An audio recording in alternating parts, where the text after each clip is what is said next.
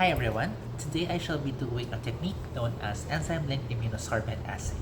So as the name suggests, it involves enzymes and it also utilizes molecules known as immunoglobulins, which are actually the molecules that mediate your immune response. So I will be using this, it's called a microwell plate, and if you see up close it has tiny wells inside, and I will be sticking the antigens and antibodies into these wells. So in order to do that, first and foremost, I need to make a buffer.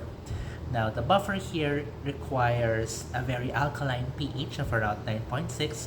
So number one, I will be choosing a buffer system that has a high pH, and number two, I will be creating that buffer, and then I shall be using that buffer in order to coat the microwell plates with antibodies and antigens. So come along and let's do it together.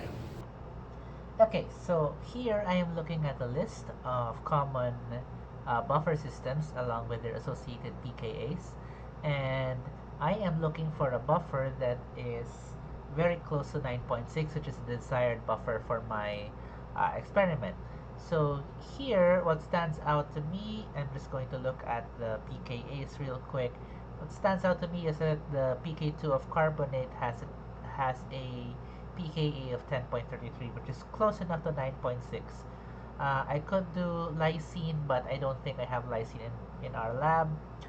So I guess I'm going to stick with carbonate for the time being. Let's see what we have. So we have sodium bicarbonate and sodium carbonate anhydrous.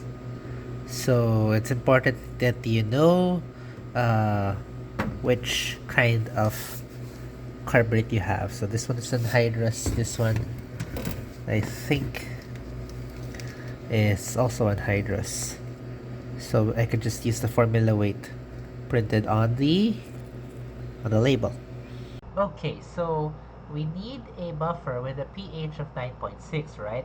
And what we have is it's a buffer system of the bicarbonate and carbonate buffer system with a pKa of 10.33. So we'll just use the Henderson-Hasselbalch equation, pH is equal to pKa plus log A over HA, where A is the conjugate base and the HA is the conjugate acid, and we'll just plug in these values. So the pH is equal to 9.6 and the pKa is equal to 10.33 plus the logarithm A over HA. So the A over here is the carbonate and the HA is the bicarbonate. So we can just do simple math. Negative 0.73 equals the log of A over HA. So by taking the antilog of both sides, we know that A over HA is equal to 0.1862. So this is our first equation. Our second equation is determined solely by how much and how concentrated we want our buffer to be. So let's say I need to make 500 ml of 0.01 molar buffer. So this just means that the A and the HA combined should be equal to 0.01. And this is our second equation. Now we can solve for both. We can say that HA is equal to 0.01 minus A, and then we'll just plug that into the other equation. We get A over 0.01 minus A is equal to 0.1862, and then A is equal to 1.86 2 times 10 to the 3 minus 0.1862 0.1862A, and then we can just know that A is equal to 0.865 times 10 to the 3. And then, knowing that, it's a simple matter of getting HA. HA then is equal to 0.01 minus this. And that is 8.134 times 10 to the minus 3 molar. And then we just solve for how much of this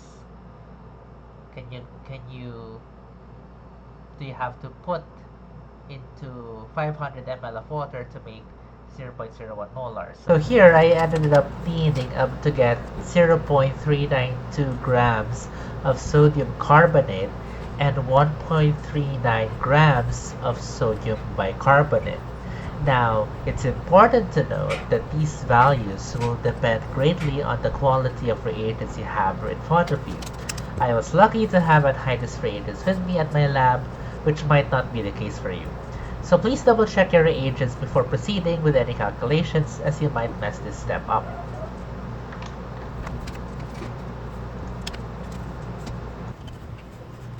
Here I am dissolving the sodium carbonate and the sodium bicarbonate into a volumetric flask.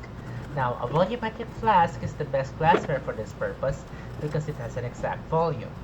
You do, however, need to be very careful when adding water to it, because if you put too much water or diluent in, your whole solution is basically ruined and you have to try again. Then, it's just a matter of completely dissolving the solids and our buffer is close to done. So here I'm just checking if the pH is correct, and I got it to 9.59, which I think is close enough.